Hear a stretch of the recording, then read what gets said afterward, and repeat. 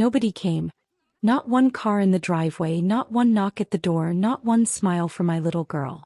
The balloons sagged against the ceiling, the cake sat untouched, and my daughter, my sweet, innocent 11-year-old, kept asking me, "Mom, are they late?" That was the moment betrayal sank its claws into me. My name is Rachel Carter. And from wherever you're watching this, stay with me.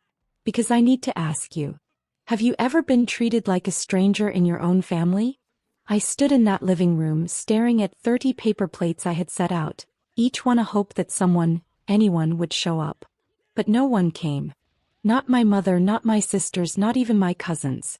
My daughter blew out candles alone, whispering a wish she wouldn't tell me. A week later my phone buzzed. A message from my mom. For a moment I thought maybe she'd apologize, maybe she'd say something like, "Sorry we forgot." But no. It was an invitation. My niece's sweet 16, $2,100 per person. Venmo me. No sorry. No explanation. No acknowledgement of what they'd done. Just a demand for money like I was nothing more than a wallet. Something inside me snapped. I opened Venmo. Typed in her name. Amount, $1. Note, congratulations. And I hit send. That was the night I changed the locks. That was the night I blocked her number. And 2 days later, there was a pounding on my door. When I opened it, I saw something I never thought I'd see. The police. And in that moment I realized, this wasn't just about an empty birthday party anymore. This was war. The officer's knuckles rapped against the frame again, louder this time. My daughter peeked from the hallway, her eyes wide. I forced a steady breath, tucked her behind me, and pulled the door open. 2 uniformed men stood there, their presence heavy, official. One adjusted his cap. "Rachel Carter?" "Yes," I said, my voice steady even though my hands trembled. "We received a complaint," the taller one explained. "Something about theft, property damage, and harassment." My stomach turned cold. Theft? Property damage? I hadn't seen my family in weeks. "Who filed it?" I asked. He glanced at his clipboard. "Your mother. Linda Carter." For a second I laughed, a short, bitter sound that didn't feel like my own. "My mother called the police on me? She alleges you stole money from a family fund. That you've been threatening her. That you changed the locks on her house." I blinked. Her house. The words hit like a slap. My house. I had paid every mortgage payment, every repair, every tax bill. But in her story, I was suddenly a criminal squatting in property that wasn't mine. I swallowed rage and answered carefully. "This is my house. I've owned it for 7 years. I didn't steal anything. I don't owe her a dime." The officers exchanged a look as if trying to decide if I was lying. The taller one finally said, "We'll file this as a dispute for now, but you might want to resolve things with your family before it escalates." Resolve things? With people who couldn't even show up for my daughter's birthday cake? With people who valued money over love? When the door closed behind them, my knees buckled. My daughter wrapped her small arms around my waist, whispering, "Mom, are you in trouble?" I knelt down, looked her in the eyes. "No, sweetheart. But they just made the biggest mistake of their lives." That night I dug through every drawer, every file cabinet. I pulled out deeds, bank statements, utility bills. Proof of ownership, proof of independence, proof that I wasn't the villain my mother was trying to paint me as. I laid them across the dining table like evidence in a courtroom. And in the silence of that midnight hour I realized something. This wasn't just betrayal. This was an erasure. My own mother was trying to erase me, my worth, my work, my home, so she could build her kingdom around someone else. And the someone else was my niece. The golden child. The one they were all saving up $2,000 tickets for. I felt fire crawl up my spine. They thought I'd bow. They thought I'd back down. But they had no idea who I had become. Because once you watch your daughter blow out birthday candles alone, you stop asking for a place at the table. You build your own. And when my mother tried to tear mine down, I promised myself I would burn hers to the ground. I watched the porch light blink until it went out, and then I switched on every lamp in the house until the rooms looked too loud for the silence. The police report sat heavy in my inbox like a verdict not yet delivered. I could feel my mother's words crawling through the phone lines, trying to reposition reality so that she owned the truth. I don't beg. I don't beg for apologies and I don't beg for recognition. When I'm pushed into a corner, I study the angles. I learn the edges. I map out the places where their armor is weakest. First move: evidence. I scanned every page of mortgage records until the numbers aligned like constellations proving I existed. I took photos of utility bills with timestamps. I saved emails. Every small thing that stitched the story of my life into proof. When their version was paper-thin, my evidence would be steel. Second move: witnesses. Neighbors remembered the nights I shoveled the walk, the time I took in their stray dog, the Thanksgiving when I cooked an extra pie for old Mr. Alvarez down the street. People had seen me show up when family had not. I knocked on doors not to gossip, but to gather the simple, stubborn truth. I lived here. I paid. I raised my daughter. Ordinary things, but ordinary carried weight when the lie was large. Third move: narrative. If they tried to paint me as angry and unstable, I would make my voice louder, cleaner. I started keeping a log. Calls blocked, messages ignored, invitations refused. I wrote everything down not because I wanted to relive it, but because lists are killers of ambiguity. You can argue with feelings, but you can't argue with a dated, signed ledger. There was a fourth move I hadn't planned until I saw how comfortable they'd become with their power. They had started a line people queued for: favors, flattery, and money. So I planted a seed where they least expected it. Among their supporters, the ones counting the guest list for that $2,100 spectacle. I didn't lie. I didn't need to. I told the truth, blunt and sharp. My daughter's birthday, alone in our living room, the cake with a single candle that we still ate because we are the kind of people who make do. It spread like a scent. A few text threads shifted. A couple of RSVP emails stalled. People don't like being reminded that their choices look ugly in the light. Ugly is contagious. That night, after I'd filed another stack of documents, my daughter crawled into my lap with sticky frosting on her chin and a solemn little face. "Did they mean it, Mommy?" she asked, like the word family was fragile glass. I stroked her hair and told her this: they meant only what benefits them. But we mean everything. Her hand found mine in the dark, and for the first time since the police had stood on my porch, I felt the scale tip a little. Not because I'd won anything yet, but because the tilt had begun. I was no longer reacting. I was composing. And the melody I hummed under my breath had sharp edges. In the morning I called a number I hadn't used in years. An old account where receipts accumulate and history lives. And I left it open like bait. They would come for the money they thought they owned. They would find instead a mirror. And mirrors are unforgiving. The call came faster than I expected. A blocked number. A voice that tried to sound polished but cracked around the edges. My mother. "Rachel," she said, cold, like my name was a debt she resented paying. "I hear you've been spreading things." I let the silence hang until it bent. "What things?" I asked softly. "That pathetic little story about your daughter's birthday." Her tone sharpened, brittle glass ready to shatter. "Do you know what damage you've caused? People are calling me. People are canceling. Do you think I won't find out?" The satisfaction was a low, steady flame in my chest. "All I did was tell the truth," I said. She laughed, sharp and humorless. "Truth? Rachel, the truth is what people believe. And they believe me. Always have." She wanted me to flinch. Instead, I leaned back in my chair, foam pressed loose to my ear. "Not anymore." Her breath caught, just enough for me to hear it. A crack in her armor. Then came the venom. "You've always been jealous. Of me. Of your sister. Of your niece. That's why you try to ruin what you can't be part of. Do you know how sad that looks? You'll die bitter and alone." I didn't raise my voice. I didn't need to. "You already killed the part of me that wanted your approval. Now all that's left is the part you should be afraid of." The silence that followed was thick, pulsing. Then quick. She hung up. But she wasn't done. I knew my mother. When she couldn't control you with shame, she reached for destruction. That night, as my daughter slept in the next room, I stood at the window and watched headlights linger across the street. The same car idling too long, engine humming low. Watching. Waiting. I closed the curtains and checked the locks. My locks, the ones she claimed belonged to her. Every click of the deadbolt was a vow. You will not take this from me. The next morning I found the first message slipped under my door. A printed sheet, no signature. Give it back before you regret it. I stared at the words until they blurred. Give what back? My life. My home. My voice. I crumpled the page and tossed it in the trash. But deep down I knew this was only the beginning.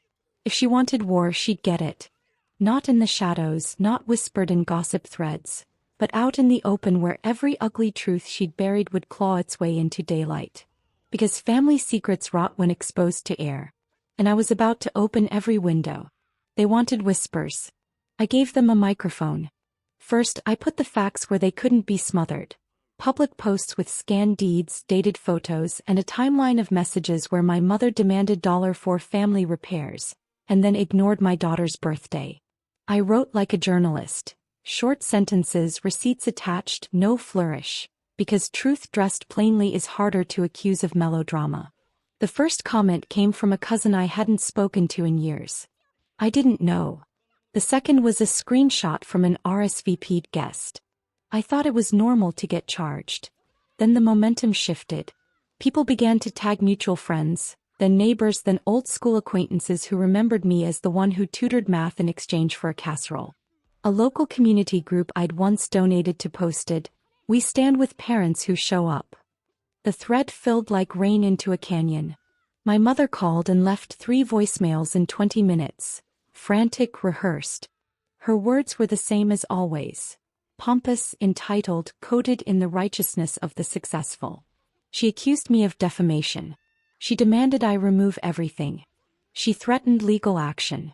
So I did the only thing that made sense when someone tries to censor your life. I pressed record. I found a quiet corner, tapped the red light, and spoke. I told the story again, but this time to the internet. No theatrics, just the night of the birthday, the cake, the empty driveway, the Venmo request for $2,100, the $1 I sent with a note that read, "Congratulations." I named names. I read voicemails. I let the pauses sit like stones. 100,000 views later, the next knock on my door wasn't police. It was a reporter from the local paper asking for an interview. They wanted transcripts, proof, witnesses. I gave them everything.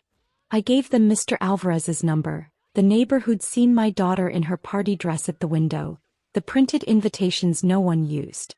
I handed them the file of bills that spelled out my life in ink. Suddenly, Linda Carter's carefully curated world, portraits on the mantel, invitations stapled to glittered envelopes, looked like stage props. Sponsors who'd been flirting with the niece's party pulled out. 2 families called to say they wouldn't attend a celebration that asked for $2,100 per person. A fundraiser page that had been collecting gifts for the Sweet 16 froze under scrutiny. There was a good kind of violence in honesty. It didn't feel like revenge so much as reckoning.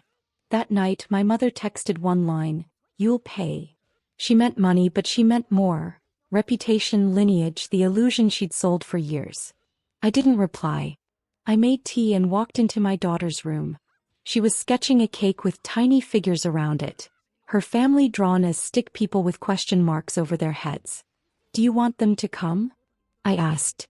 She shrugged, looked at me and said, "I want people who like me because I'm me." I felt something loosen inside me, like a knot finally finding the end. I had expected to feel satisfaction when the world saw them, but what flooded me instead was relief. The quiet kind that follows truth told aloud. Across town, a girl in a sequin dress practiced her smile for a party that was unraveling. I pictured my mother pacing, counting, and fumbling for control. They'd thought money made them untouchable. They'd forgotten how fragile that currency is when everyone can see the ledger. The next morning, a courier left a plain envelope at my doorstep. No return address. Inside, a single photo, my daughter blowing out her solitary candle captured from the street. Below it, in handwriting I recognized, "You started this." I stared at the photo until her small face blurred, and then I did something I hadn't allowed myself. I laughed. It was not the bitter sound my mother expected. It was clean, quick, and sure. Because starting something didn't mean losing. Sometimes starting was all the power you needed. The picture shook me more than I wanted to admit. Someone had stood outside that night watching my daughter lean over her cake, documenting her loneliness like it was a trophy. That was no accident. That was a warning. I pinned the photo to the board above my desk. Not to scare myself, but to remind me what I was fighting for. By then the story had spiraled beyond me. A podcast episode dissected it. Strangers on TikTok reenacted the $1 Venmo with dramatic flair. And memes about $2 100 Sweet 16 surfaced like weeds. My mother had wanted a spectacle. She got one, but not the kind she could control. Still, she wasn't surrendering. I learned through a friend that she'd hired a lawyer, the kind who speaks in threats more than facts. Words like defamation and custody challenge started floating around. Custody. As if she could take my daughter, rewrite me right out of the picture. That was when fear gave way to fury. I scheduled a meeting with my own attorney. I laid every document on the polished wood desk. Deeds, bills, texts, the threatening note. He skimmed through them, eyebrows arching higher with each page. Finally, he leaned back, exhaled through his nose and said, "They don't have a case. But if they push, we can counter." The word glowed. For weeks I'd been defending, blocking, explaining. Now I could strike. And I knew exactly where. Because if there's one thing my mother valued above her image, it was her money. She paraded it, leveraged it, used it as proof of superiority. But I knew her secrets. The loans she'd taken out in her children's names, the family fund that was nothing more than her personal slush account, the checks that bounced quietly but never publicly. I started compiling. Not to spread rumors, not to speculate, but to drag the receipts into daylight.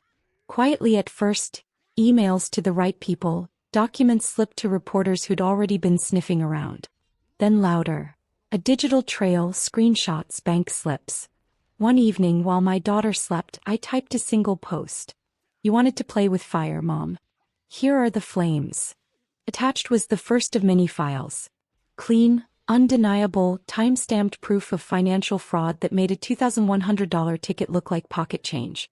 The internet did the rest. By morning, her fundraiser page was shut down. A local station aired a segment, "Community Questions Carter Family Finances." A neighbor filmed my mother storming into her lawyer's office shouting, "Find out what she knows." That clip went viral before lunch. But the sweetest moment came from the simplest place. My daughter came home from school and said, "Mom, everyone was talking about us. But this time, they were on my side." She didn't fully understand, not yet. But I saw pride where shame had once sat.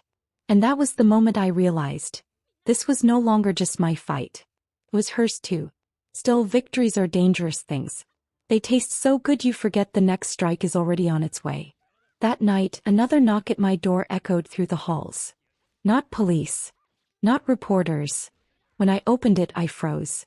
My sister stood there, smiling. She leaned against my doorway like she belonged there, arms folded, lips curled into a smile that didn't touch her eyes. "My sister Danielle." "Long time, Ratch," she said, her tone sugary, dangerous. I didn't answer. Just held the doorframe like it was armor.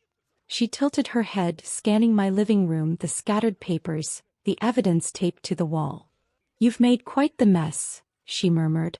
"Mom's losing her mind. Sponsors are pulling out. People are asking questions we don't want asked." I bit back a laugh. "Don't pretend this affects you the same way. You've always had her crown." She smirked. "Crowns are heavy, sis. You wouldn't understand." Her words dripped contempt, but her eyes flicked to the folder on my desk, the one stuffed with receipts I hadn't released yet. That's when I understood. She wasn't here to mend bridges.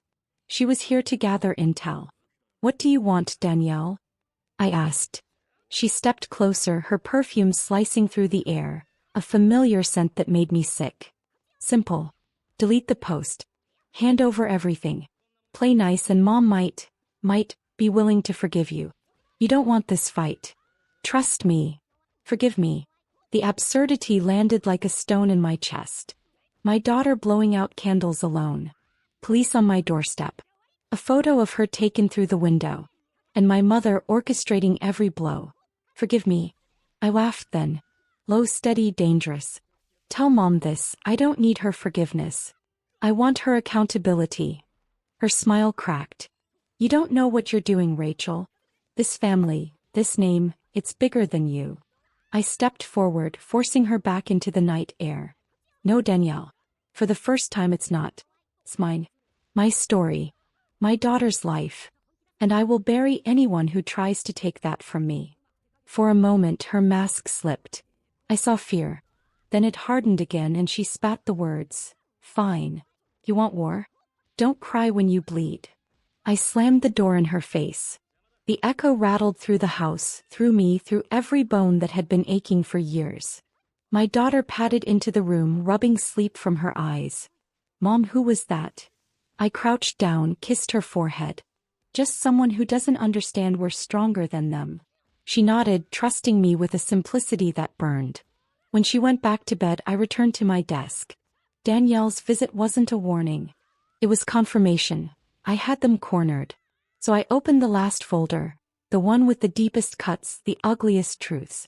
Loans in Danielle's name she never signed for. Insurance fraud with signatures traced.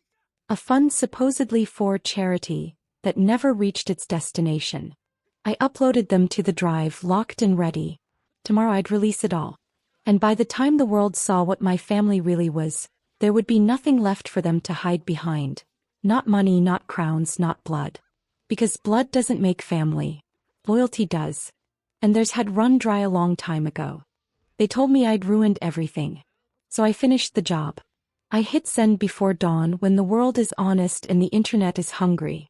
The drive link I'd built for months unfolded like a map. Bank statements, notarized affidavits, voicemail transcriptions, canceled checks, tax filings. Each file a match struck against the paper house they'd built. I added context. Dates, names, plain sentences. No flourish. No theatrics. Just proof and a note that read, if you want to know what $2,100 really buys, open this. Within hours the fundraiser froze. The reporter who'd once stood on my porch called back, voice low with satisfaction, they're subpoenaing her accounts. Clips of my mother's face flashed on local news. The soft veneer stripped, the practiced composure cracking. Her lawyer stopped returning calls. Danielle's smile got smaller in every photograph. The niece's party planner canceled 3 contracts and refunded deposits. The world they'd polished for decades began to peel. Then the quietest, cruelest thing happened. The ledger was audited. Old loans reappeared like skeletons. A charity account that had been a rumor became a headline. My mother's friends, those who'd posed with her at galas, texted to say they were out. That single syllable sounded like a verdict. There was a knock at my door 2 days later. Not the police this time, but an investigator with a polite face and eyes that had seen 1,000 excuses. He asked questions I'd already answered for the record. He asked them with patience, with a kindness I'd been denied. He took my files, my signed affidavits, the neighbor who'd watched my daughter that rainy night. He left with a promise that sounded finally like a result. The public crucifixion of my family didn't make me joyous. It made me steady. Revenge is not fireworks. It's a ledger balanced. It's hearing the truth and letting it do what truth does. Rearrange people's lives until what's left is honest. My mother called. Her voice was small like a child's, an animal caught between instinct and regret. Rachel, she said. No heading, no pretense. Just my name, soft as a prayer and as heavy as a stone. I told her one thing. I wanted you to see what you chose. She didn't argue. She couldn't. After the hearings and the headlines, when the noise finally faded, something unexpected happened. People began to come back, not the ones who'd demanded checks or favors, but the ones who had always been there in small, constant ways. Mrs. Alvarez with a casserole, the PTA president who'd never missed a bake sale, an aunt who sent a handwritten card that didn't ask for anything. They brought food. They brought patchwork apologies and invitations that didn't come with price tags. They brought the slow work of building a life that wasn't measured in social currency. On my daughter's 12th birthday, we invited 20 people. No RSVPs required. No fees. We hung paper lanterns, lit candles on a store-bought sheet cake, and let the afternoon move like water. Soft, inevitable. People sang. Someone brought a ukulele. My daughter blew out her candles with everyone around her this time. Her wish was a small thing I kept to myself. I watched her laugh, watched her shoulders loosen, watched her understand that the world could be kinder than it had been. I walked through the house afterward, past the framed receipts and the sticky notes, and I felt for the first time in months a quiet return. I hadn't only defended a home. I had reclaimed a story. They called it scandal in the papers. I called it truth. They tried to make me small, I kept getting up. And in the end, the most human thing happened. We were not perfect, but we were ours.